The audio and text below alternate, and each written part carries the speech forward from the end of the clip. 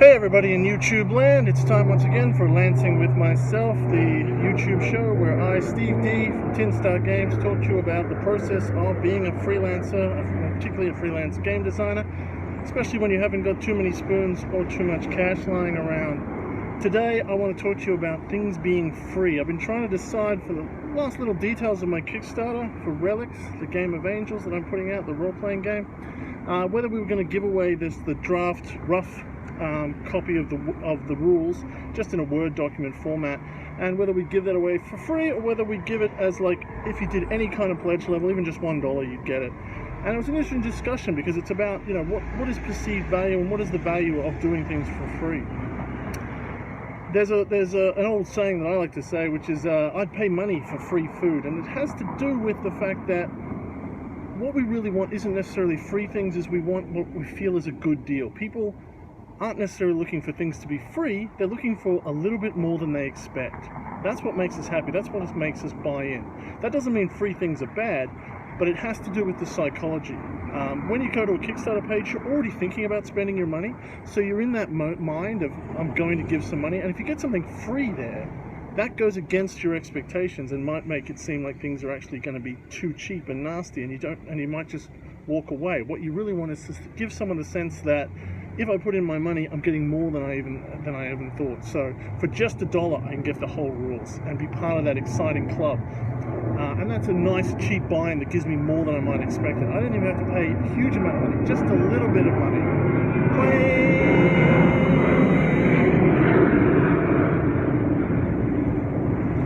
Sorry about the plane. I live under a flight path.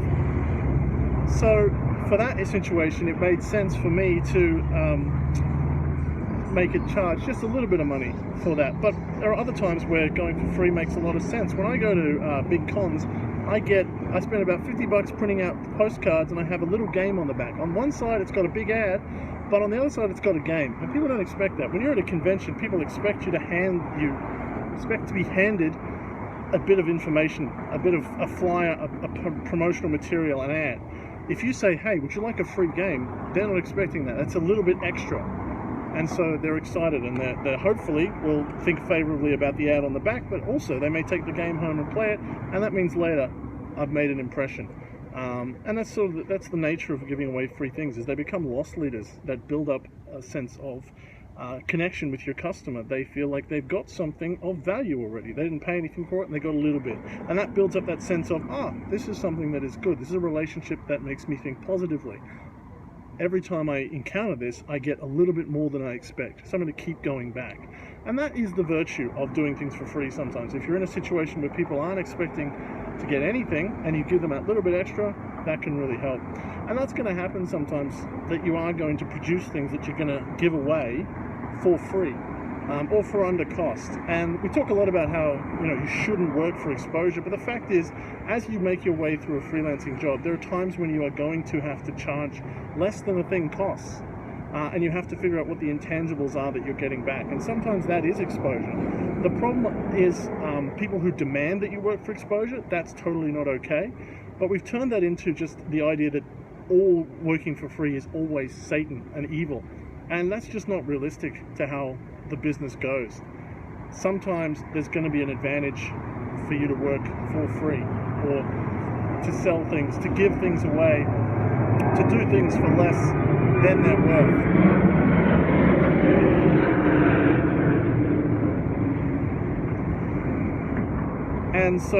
And sometimes there'll be situations where, the people you're working with are doing those same kind of things, and there may be opportunities. There may actually be opportunities to work for exposure. And get something really good and valuable out of it. So if you go to, if you're working with a company and they've made it clear that this is what they're doing and this is what they can offer you, don't just turn them down necessarily.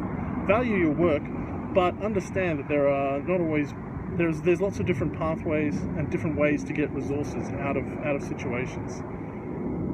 It may be, that the evil of exposure is actually really going to help, or it's something that you can do that makes a stepping stone. And there may be companies that can really offer you a good opportunity in that regard, and if you turn them down, you might be missing out on something really good. Always keep an open mind, always look for ways that you can get what you need to move along your particular pathway, and nobody knows that best than you. You know where you're going, and if you don't, you're going to figure it out as best you can. Don't let anyone tell you otherwise. That's the end of my little talk today. Sorry about the plane noise. It's a hazard. I'm going to film somewhere else next week. In the meantime, play games, pat dogs, have fun, be good. See ya.